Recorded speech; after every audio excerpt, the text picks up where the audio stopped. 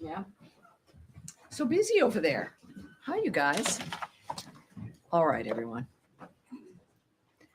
Thank you very much for being here. Great to see all of you. We do have some announcements as we proceed with our briefing, and then, of course, happy to take some questions. This week, the UN is serving as host to an unproductive and ill-timed conference on the so-called two-state solution in New York City. This is a publicity stunt that comes in the middle of delicate diplomatic efforts to end the conflict in Gaza. Far from promoting peace, the conference will prolong the war, will embolden Hamas, and reward its obstruction and undermine real-world efforts to achieve real peace. As Secretary Rubio has made clear, this effort is a slap in the face to the victims of October 7th and a reward for terrorism. It keeps hostages trapped in tunnels. The United States will not participate in this insult, but will continue to lead real-world efforts to end the fighting and deliver a permanent peace. Our focus remains on serious diplomacy, not stage-managed conferences designed to manufacture the appearance of relevance. Also, the United States welcomes the ceasefire declaration announced yesterday between Cambodia and Thailand. We commend both governments for taking this important step to ease tensions along the border. President Trump and Secretary Rubio spoke with their Cambodian and Thai counterparts on July 26th to underscore the need for an immediate cessation of the violence. Building on those conversations, the United States, working in close coordination with the government of Malaysia, co-organized the ceasefire talks in Kuala Lumpur on July 28th. These talks provided a vital platform for both parties to come together in good faith and ultimately reach agreement on a ceasefire. We are also grateful to Malaysian Prime Minister Anwar Ibrahim for his leadership and for hosting the ceasefire talks. President Trump and Secretary Rubio remain firmly committed to an immediate cessation of violence and expect the governments of Cambodia and Thailand to honor their commitments to end this conflict. Further, in the aftermath of the recent typhoon and tropical storm that have devastated the Philippines, the United States remains committed to supporting the Philippine government in assessing the needs and providing critical assistance. The State Department is deploying a U.S.-based team to strengthen the local relief efforts, including supporting food distribution efforts for displaced families and coordinating logistics for relief efforts led by the government of the Philippines. To date, we have helped transport tens of thousands of food packs to the hardest hit communities, ensuring vital resources reach those in need. This collaboration underscores the enduring partnership and strong ties between the United States and the Philippines. Finally, in today's topper, yesterday, President Trump announced a trade deal with the European Union, fundamentally rebalancing the economic relationship between the world's two largest economies. This deal marks a generational modernization of the transatlantic alliance and will provide Americans with unprecedented levels of market access to the European Union. The deal bolsters America's economy and manufacturing capabilities. The EU will purchase $750 billion, with a B, my favorite, of U.S. energy and make new investments of $600 billion in the United States, all by 2028. Through decisive leadership and an unyielding commitment to American workers, President Trump has delivered yet another agreement that positions the United States as the world's preeminent destination for investment, innovation, and advanced manufacturing. Since day one, President Trump challenged the assumption that American workers and businesses must tolerate unfair trade practices that have disadvantaged them for decades and contributed to our historic trade deficit. Yesterday's announcement opens up historic market access to the second largest economy in the world, reestablishing the strong, positive, long-term relationship between the United States and its key ally, the European Union. And before we begin, and I'll take your questions, we've switched things up a little bit here in the front row. I'm looking at some new faces, while all the faces that you guys recognize at home, watching the briefings for these last 6 months, recognize. I have to say that the bullpen members and the individuals that you see on camera have their own fan bases, if you will. So people are excited, of course, each day to see the exchanges, and I appreciate that. But in the what people may not know are the number of people who come to this room for each briefing, who are journalists with outlets that speak to people around the world.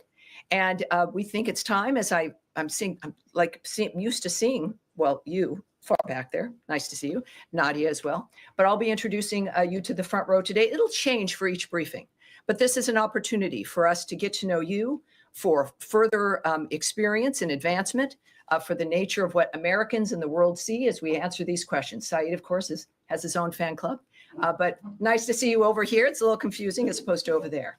So just as a reminder, for those of you watching at home, whether it be C-SPAN, of course, or our State Department account on X, et cetera, wherever you may be viewing us. First over here is Saeed.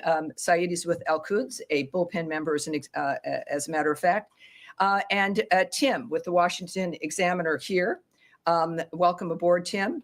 We also have Yelena, yes, from NTN from Colombia. Vaughn is here with Washington Times. And Danielle, as we noted, and Nadia, who you've also gotten to know here at our briefing. So welcome to the front row. Again, it will change for each briefing. I don't know what Tommy has in mind for Thursday. He'll be briefing on Thursday as usual. But let us begin with your questions. I'll start with the front row. Yes, sir. Vaughn. President Trump and Israeli Prime Minister Benjamin Netanyahu have issued seemingly contradictory statements on the humanitarian crisis in Gaza. Is there a rift emerging between the two leaders, and how is this impacting peace efforts, if at all? Well, of course, what I won't comment on is the nature of a relationship. What we've seen between the president and the prime minister has been a very good relationship. Certainly, this is a fluid, dynamic situation. That's an understatement when it comes to what's happening in Gaza, especially with the new efforts regarding the humanitarian assistance. Certainly, the president's point of view regarding what we need to do and continue to do, which we have been doing, which is facilitating the food assistance through GHF, but also, of course, the financial investment and the president's work and this government's work and Secretary Rubio's work to stop the carnage, to have a ceasefire, to get the hostages released, and to have the killing stopped. I think that when we look at the nature of remarks by the president, there's one thing that's clear. That everyone can agree on is that it is his humanitarian nature to focus on diplomatic solutions, but he is a realist and he'll go and do what he needs to realize what his goals are, which is peace and a ceasefire. And also, I think the recognition that no one has denied, we have not denied it in this room, that the humanitarian assistance to this point has not been enough. My argument is that it would never be enough in that obscene, unnatural environment. And so we're proceeding in that regard. And of course, with President Trump's leadership, as he noted yesterday, to do even more to assist when it comes to food and other aid. So that's, I think, without getting ahead of the president, as we'll learn more about what his plans are coming up. We know the secretary, of course, has led the way in this regard as well. But the focus remains certainly the humanitarian aid, and our focus remains also on a ceasefire and ending that carnage. Yes. Yeah, thank you, Tommy. I like this disposition. It's really nice. Don't get used to it. Okay. All right. I have two questions, if you don't mind. The first one is about the United Nations conference that is taking place in New York. You just read the statement. We heard the president. We all agree that Hamas attacked Israel October 7th. But there were like 193 nations attending. So my question, led by the French and the Saudis, that struck a deal also with the United States in a couple of months ago. So we understand there's going to be, hopefully, the president is only 6 months in his mandate with the secretary, and they're fighting for a peace deal. But the question is how the State Department envisioned the future for the Palestinian and the Palestinian state. Yes. Is there going to be a Palestinian state, or the pushing for one state first of all, solution? the president has noted, as has Secretary Rubio, that at least they are envisioning a future, which is not something that most people can say. All of their work has led to getting to a point where we can discuss and envision that future and then act on that. regardless of the conflict that has been worked on, whether it's Russia, Ukraine, the Gaza Strip, or anywhere else, you can't really begin to contemplate what's next until people stop killing each other. We are still at that point. We have not, because of Hamas's recalcitrance and refusal to lay down its arms, refusal to release the hostages. We're not at a point where we're looking at, what is next. We know things will have to be rebuilt. The president has made remarks in that regard, but from the beginning, calling for new ideas and a new way forward, so that it's not just a repeat of what we've experienced for generations now. And if I can do a follow-up about the Gaza Humanitarian Foundation. Yesterday, the president also talked with the UK Prime Minister, and the UK will help in the Humanitarian Foundation, in the aid. So what are we going to see next? Is the president at the State Department see that this organization somehow maybe is not working out for different reasons? Well, what I said from the start is that this is not about what has not worked. Clearly, we're now, I think, close to 100 million meals have been distributed by GHF. But as we've discussed, there has to be more. There's always had to be more. The calls from the president, from the secretary, and even GHF has been, have more, join us. There needs to be more ideas, more movement. We know, of course, there have been some airlifted airdrops of food. There's been corridors there's a window for corridors for delivery of more aid. And that's, of course, that's good, that's important. But adding to the aid and to the mechanisms that are there is what we've all called for. It is not an indication that there should be only one. It should be, everyone should be contributing to helping to make a difference here. So far, it has been GHF with a mechanism that has worked to keep the aid out of the hands of Hamas. And that has been fundamental. So it's good news. And of course, as the president returns to the United States, no doubt we'll have more information about how much more good news we'll have regarding aid and supplies. Yes. Thank you. Thank you. And hold on, please. Hold on. No, not you. I don't, maybe it's my pointing, or maybe because there's a tall guy here. Yes, ma'am. Thank you. I just want to follow up on what Trump has said about setting up new food centers. Will Sure. these be part of the GHF? We don't know the framework of how something would proceed regarding the details. I'm waiting for the president to return and don't want to get ahead of him regarding announcements and what the framework would be. When do you expect this to be announced? Considering the nature of the urgency of the situation and everything that President Trump does, very quickly and very soon.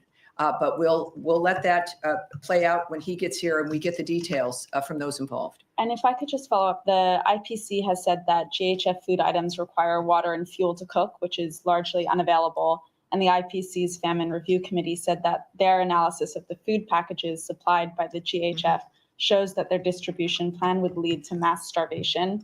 Has the U.S. vetted what supplies the GHF is providing and ensured that they are providing the necessary nutrients and that they are able to be cooked? All right, I'm going to pass this off so we can get an answer to you. I do know that, again, the issue here is getting more food, more access, more everything. That has always been at the top of our list. But when it comes to this specificity of what's being handed out, we'll get back to you. Yes, ma'am. Thanks, Tammy. The president has now said multiple times that his administration has pledged $60 million toward food and other supplies for Gaza.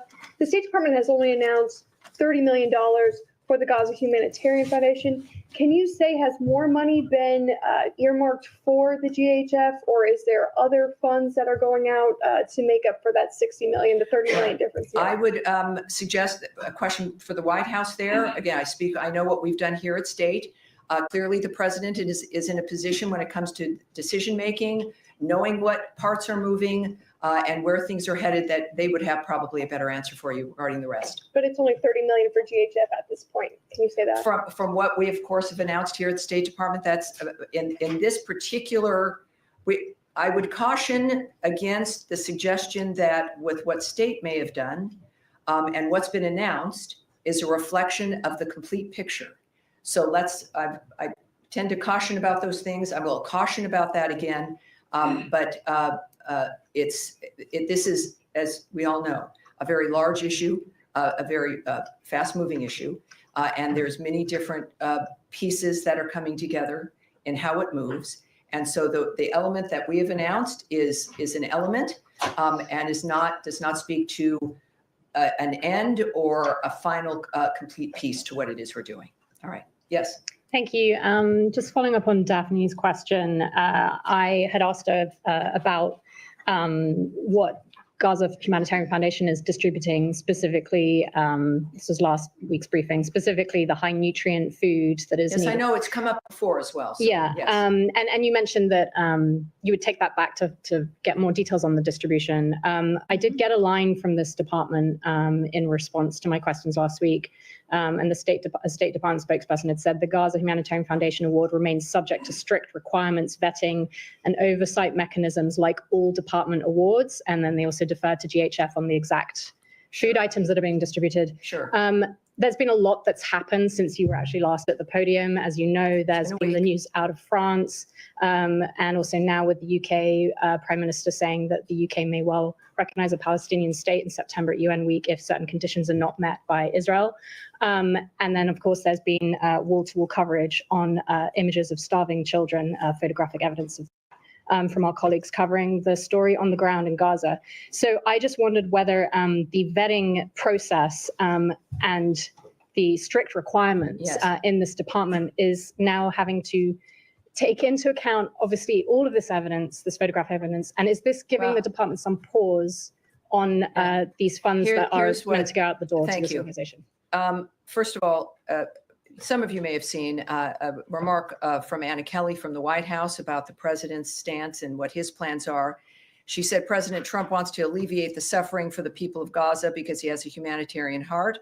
He announced a new aid plan today to help Gazans obtain crucial access to food. Details are forthcoming. What I will note about what's happening on the ground, of course, is what our focus is on, which is getting more aid in, which is getting a ceasefire, which has not been accomplished because Hamas refuses to do so from the beginning. They have been the problem about why this continues to be an issue. We know that, of course, more food aid will be going in, considerably more. And for those, as we care about the nature of nutrition and the value of that, we'll have those details for you. And GHF can be reached. Many of you have reached out to them to ask them for those details. We at the State Department, the Secretary and the President of the United States are focusing on saving lives, dealing with individuals who can stop what they're doing to create peace. And of course, as you know, the President has been frustrated on a couple of fronts regarding the killing of civilians, the using of civilians, the nature of what's happening at too many conflicts around the world. And that's what he's focused on. But it's a good issue to have, if there is a silver lining, about the fact that more food, more nutrition, more access is being created. And that's what we're doing in the meantime, while still trying to stop a war that makes that zone almost impossible. Nadia. Thank you, Tammy. I have two questions. An Israeli settler called Yanon Levy, he shot and killed a Palestinian peace activist. He's a father of three. His name is Aoud al-Hadalin in the West Bank. This settler was identified by the previous administration as an extremist, and he was under sanction, both by the EU and the US. The Trump administration has lifted the sanction on him. You often say you have the same values with the Israelis. How can you make sure that this guy is accountable when he killed a civilian, especially a peace activist? Well, of course, I think it needs to be said. It shouldn't have to be said, but we decry the loss of life everywhere. That has been the hallmark of the work that this administration is doing. It is at the top of mind for Secretary Rubio and all of us who work here at the State Department for a reason, because we care about what happens with other people. Here, certainly we care about, it is American first framework, but that value is about peace around the world as well, which also helps us. I would say also that we, as you know, we don't comment on investigations that belong to another government. Israel has investigations that it's implementing regarding situations of this sort. I don't know the end result of what that's going to be, nor will I comment or speculate on what should happen. What we do know, and I don't think we should have to, We have a status here, a posture, where all of this matters to us, to the point where the president's last and only, this second term, but his last effort is to make these things better and to save people's lives. So it is, it's certainly Gaza, a war zone.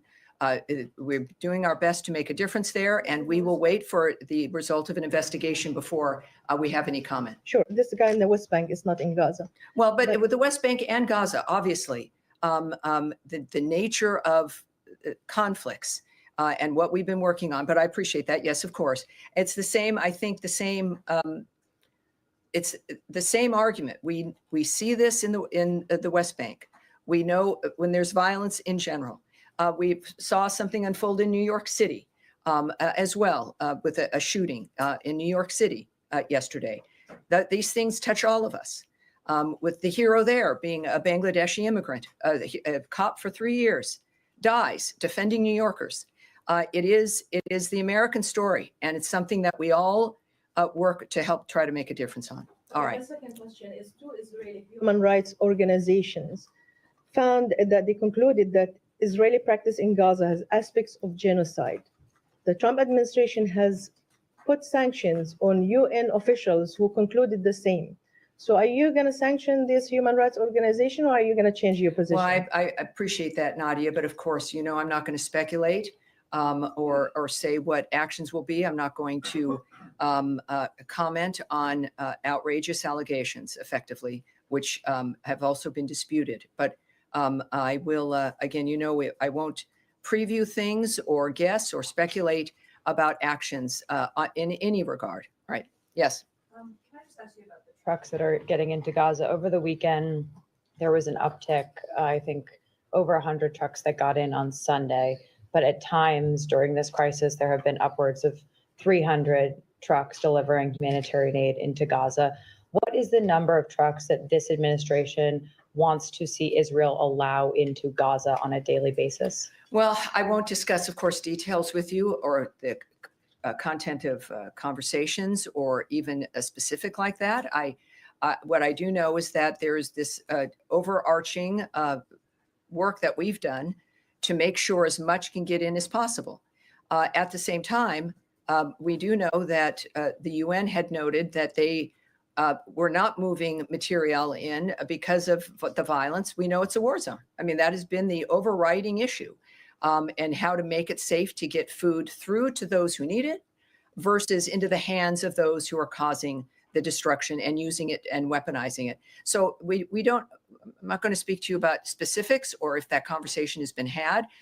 We know, of course, it's in everyone's interest to help stop the kind of environment in general that's happening in the Gaza Strip. It's again monstrous and abnormal, and all of us have an interest in stopping it. And DHS contracts expire at the end of August. Is this administration pushing for those contracts to be renewed? I won't speak on the details of contracts or agreements, or if that's accurate or if it's not. Yes. Thank you so much. Two very quick questions. Secretary Rubio, for the past several months, has been wearing two hats, both leader of the four hats. Many hats. But specifically, Department of State and NSC. He has shrunken down the NSC and called it right sizing. Mm-hmm. And my question is, are these two roles being sort of merged together into the same official, or are they being fulfilled in two separate capacities? Well, I can't speak to the decision-making about the nature of what he's doing as the NSA. I'm here with the State Department. Of course, he is the Secretary of State. What I can tell you is when I've been on various trips where the NSA, the National Security Advisor, and the Secretary have been there together, it's the same kind of work. It's working together seamlessly. Of course, there'll a great deal of time of overlap regarding the nature of what's happening in the world. So it seems and it appears to be working out smoothly and effectively. And my second question, today, Kim Yo-jong in North Korea, the sister of Supreme Leader Kim Jong-un, published an official statement regarding the U.S.'s desire to denuclearize the peninsula. While rebuking the United States, the memo did include a line stating that Kim Jong-un's relationship with President Trump is, quote, not bad. And I'm just wondering, if the Department of State is familiar with the nature of bilateral relations between the U.S. and North Korea at this time, and why they might have said that. Well, I would suspect that you should contact the White House when it comes to the relationship between the president and another country. Of course, we do know, as we see now, as we saw in the first term, President Trump's willingness to talk with everyone in order to achieve the peace and prosperity and some semblance of normal life for people around the world. Regarding the note you mentioned, or if it was a social media tweet, I don't have a remark on that, of course, but the White House can tell you more about the president's approach with North Korea. Yes, ma'am. Thank you, Tam. Me? Yes, you. Okay. I have two questions too. The first one is, after President Uribe's conviction, will the U.S. consider any sort of action similar to what we saw after the decision against former President Bolsonaro in Brazil? The first one. And the second one, after you answer. Yeah, so regarding the verdict, verdict with former President Uribe, yes? Yes, well, the Secretary of State put out a tweet on this as well, noting that former Colombian President Uribe's only crime has been to tirelessly fight and defend his homeland. The weaponization of Colombia's judicial branch by radical judges has now set a worrisome precedent. And the second one is, with the U.S. allow Chevron to operate in a country led by an administration charged with promoting terror and drug trafficking? Well, I can tell you this, and I love your very direct questions. What I know that there's two separate details that I don't have in front of me that I want us to take and get back to you in that regard. What we have said repeatedly, though, is that we will not allow oil revenue to fund or benefit that regime. And so I think that's something that we can repeat here at this point. But when it comes to some further details, let's see if we can get you. All right. Saeed. Thank you, Tammy. And I must admit, I feel a little bit vulnerable and closer to the floor here. Wow. I was always shielded by the front row. Well, see how you're thinking now, but trust us, you're fine without the Italian rule about never having your back into an open space. Very quick question. You know, IPC said today what's going on in Gaza is famine. And the reason they didn't classify it as such is because they need the actual data and they have to be in Gaza to collect that data, which Israel prevent them. So my two questions. Well, let me just say, as you know, I might, is that there is someone preventing people from getting into Gaza, and that's Hamas. Hamas is preventing everyone from being able to get in there, whether it is reporters, whether it's food deliveries, or those who might need to assess the nature of what's happening on the ground. People are afraid of a terrorist group, the masterminds of October 7th, which slaughtered babies up to the elderly, when they're living, dismembering them, putting a baby into a microwave, murdering women as they're raping them. That set of people are running the Gaza Strip. So it's understandable why people are concerned and can't get in. It is not the Israelis who have been defending themselves in this framework and who are ready to sign a ceasefire deal and have been ready for weeks to do so. Well, in fact, the Israelis are preventing everybody. They control the area, but that's another issue. My question to you: does this add the kind of urgency that would allow more trucks? To follow up on Kylie's point, more trucks, and to the level that it was before, it was something like 400, 500 trucks, especially during the ceasefire. And second, would the U.S. call on Israel to allow these groups to go in and give them, the facilities they need to report actually and factually? We've had progress here from the beginning of this conversation, and with the catastrophe of October 7th and what has unfolded since then. We've discussed all the time about what we need, and we've had progress. We've had, again, close now, I think, to 100 million meals distributed by GHF. We have had more trucks now moving into the area. Israel making accommodation to be able to try to allow that to happen without people being in danger. So we've seen this progress being made. When it comes to the number of trucks, I would caution that it's not an issue of numbers, but clearly the posture of the president, of the Secretary of State, is that all of this has to stop and everything has to get to whomever it needs it. That may end up being a certain number of trucks. It may be a certain other kind of effort, new ideas. So it's not I would just ask that we focus on what we've been focusing on here, which is having this violence end so that we can do a wholesale reformation of that area, stopping of the violence, and a wholesale view of that a future really can exist. Yes, ultimately, it's going to be the best scenario. Everyone can go into Gaza and help. The president clearly will have ideas. The partners in that area, whether it be Egypt or Qatar and others, Jordan with their airdrops, everyone has an interest in the resolution of this. And inevitably, of course, it'll result in everyone getting what they need. All right. Yes, Abby. What is the U.S. position on the UK saying they will recognize the Palestinian state before the UN in September? I know my colleague brought it up, but considering they're using it as leverage to try to stop some of the starvation that President Trump himself said he's concerned about taking place in Gaza? Well, I think President Rubio's statement and my statement that I issued regarding the conference, the two-state solution, the fact of the matter is his remarks also when President Macron of France also did something similar in this regard, that this is a slap in the face to the victims of October 7th, that it rewards Hamas, and it harms the ability to stop this framework from, it allows it to continue. It gives one group hope, and that's Hamas. It is a rewarding of that kind of behavior, that if you wait long enough, if you don't cooperate, if in any other normal environment where someone was so utterly defeated, they would surrender.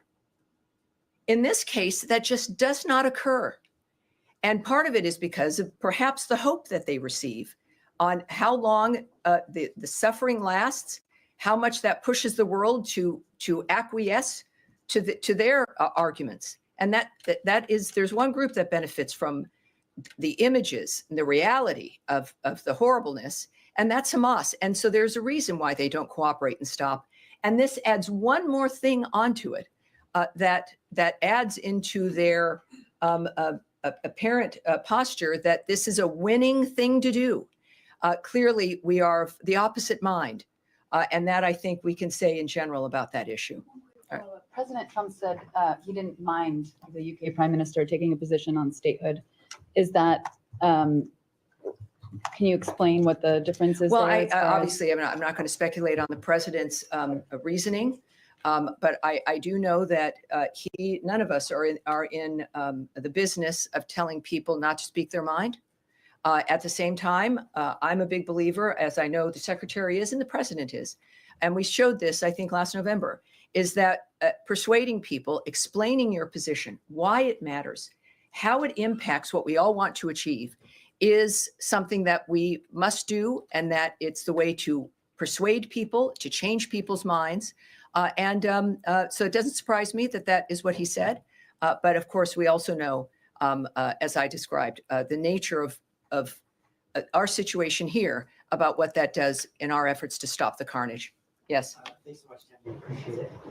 GHF, according to the UN, there's been about more than 1,000 Palestinians killed at or near the aid site since May 27th. Does the U.S. have an assessment on that number?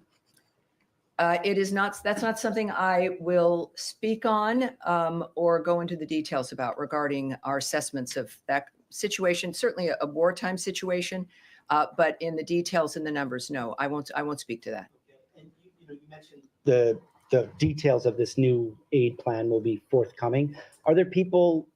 Will they be forthcoming to the State Department, or are they coming from the State Department? Are there people in this building working on something right now? Well, it's the White House who noted that. So the White House noted that the details will be forthcoming. We, of course, all work for the president. He is the guiding hand here, and he gets ideas, and he knows more than all the rest of us know. So we are excited about his commitment, the fact that he and Mrs. Trump are humanitarians and are working first to make America first, so that Americans' lives can be predictable and strong, and we have a future we can look forward to, but also that obviously is translating around the world as well. Yes, sir. Thank you, Tammy. We'll move to Ukraine, if I may. We have new deadline, and Ukrainians are certainly hopeful that the president's new deadline and his tough verse about Putin, Russia will follow with certain concrete actions. And in fact, yesterday you told the media that now we are going to see some actions. Now, Yes. the caveat that we have 10 days to go. Can you give us a sense of Oh, you might not even have 10 days. I would just suggest, even when he set that 50-day timeline for Russia, I think one of the things I've said is, that's, who knows when that could happen. He's had timelines before in which he acted very quickly. So with the president, he also noted that he shortened that timeline because he pretty much knew what the situation was. My question is, can you give us any sense of any preparation that going on in this business so the Russians take it seriously? Well, clearly, President Trump has proven that he should be taken seriously because he's a serious man. And we've seen the results of that around the world. Again, most recently in the Indo-Pacific, and of course, with his envoys and the nature of the commitments we've made. I would say that what's been discussed regularly are sanctions, and the president also brought up the issue of sanctions and even secondary sanctions, as certain countries are benefiting from buying Russian oil. But that's up to the president. We've known that's in his toolbox. There are many things that he can do, just as there are many things that Secretary Rubio can do and help facilitate. But the president himself mentioned those two dynamics. He has been patient, and that may have been misinterpreted by some people. And I think the time for misinterpretation is now over. On that point, I mean, he knows the answer, and he also thinks that there's no reason to wait. If there's no reason to wait, then why wait 10 days? Well, again, you're asking, as we know, there are a million fronts in these kinds of dynamics. There's negotiations that go on. I can't speak to what the president's involved in, the conversations that are currently being had, and the importance of what the president says privately and publicly. I would just trust that he's the one who would know. And being in a position here at the State Department where we're all ready to do what we need to do to get this situation accomplished for the president. All right, Eric. Yes, thank you, Tammy. I wanted to ask two questions. One on the impact of potential secondary sanctions, potential secondary tariffs. Is there a concern that that may be too blunt an instrument in that some U.S. allies or countries for which the U.S. Has been partnering and having negotiations, fruitful negotiations, as we saw today, for example, China or India, could be hit, that there could be a boomerang reaction from such sanctions, secondary sanctions, or the EU, other countries that would be inadvertently hurt in a way that would be counterproductive to broader U.S. goals? Well, no doubt. I'm not in the business, though, of the negotiations. There are questions that are asked about everything with the actions that might be taken. And I would presume, as we should, that all of the impact would be considered. Obviously, the president's first effort and first desire to solve problems is through diplomacy. For people who might be confused, I have a few comments that I can share with you from the president at first here. I'm disappointed in President Putin. I'm very disappointed in him. I'm going to reduce that 50 days that I gave him to a lesser number because I think I already know the answer. What's going to happen? He also said, yes, I'm going to make a new deadline of about 10 to 12 days from today. I think that was yesterday. There's no reason in waiting. I want to be generous, but we just don't see any progress being made. He said 10 to 12 days. I'll announce it probably tonight or tomorrow, but there's no reason to wait. If you know what the answer is going to be, why wait? And it would be sanctions and maybe tariffs, secondary tariffs. And he says, we are going to do secondary sanctions unless we make a deal. Based on common sense, you would think he'd want to make a deal. We'll find out. The president is not someone who's making a decision on the fly. This has clearly been consideration from the beginning. And we're prepared to do what's necessary. Thank you, Tammy. Following up on my colleague's question about Colombia, we know that we have a president and a secretary of state who take a great interest in what happens in the Western Hemisphere and pay a lot of attention. We've seen the president's attack and criticism of the Brazilian judiciary, but I'm wondering what makes a judicial process a radical process or radicalized by judges or otherwise inappropriate. I mean, is it determined by by who ultimately is convicted or charged, or what's the context or the judgment, the qualitative judgment as to what makes a politicized judicial process for this administration? Well, the secretary, like the president's, a very talkative young man, and he's very clear about what interests him and why it matters on virtually every issue. He does long form interviews. He's got his Twitter that he participates personally in, statements, op-eds, all of which he's personally involved in, and expresses the nature of how he's making his decisions and why. So I will let his work speak for itself, including, again, current comments and no doubt more comments and explanations, if you will, or opinion pieces to help explain why these things matter, why corruption matters, how it might look whatever country you live in, and why it's important to stand up against it. All right. Yes, sir. Yes, hi. Thanks. A lot of my colleagues have asked a lot of the questions I had, so I'm going to totally change subjects. Well, all right. Sounds good to me. There are millions of dollars worth of contraceptives stocked in Belgium that are due to be incinerated in France. It's our understanding that they're still stocked in Belgium. They haven't moved to France. Could you give us an update as to where that stands? I know that the Belgian government is trying to find alternative solutions. Is the US government ready to find alternative solutions, or are they destined to be destroyed?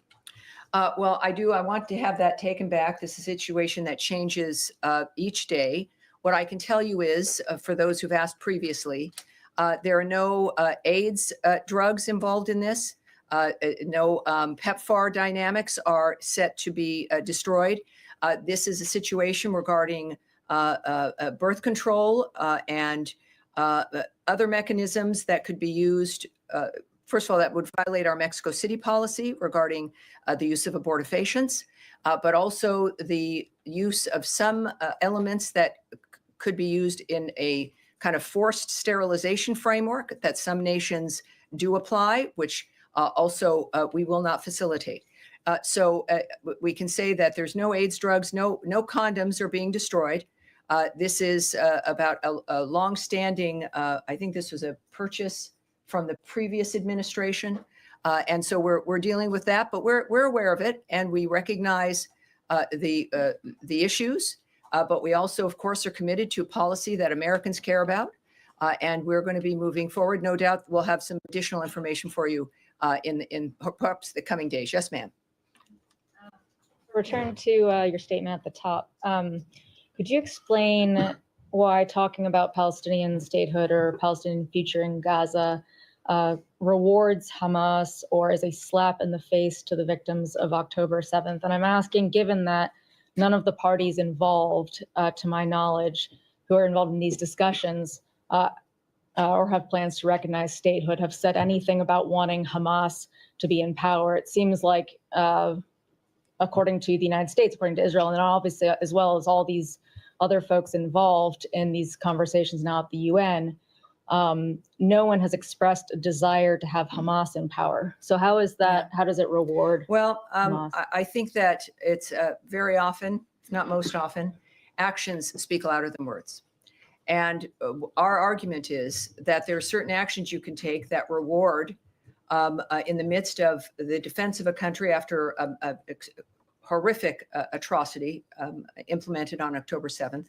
And the end result is, create a two-state solution, solve this problem, when in fact the problem was mass murder and just an indescribably obscene environment. And then the continuation of the terrorism of the people of Gaza, the first victims of Hamas.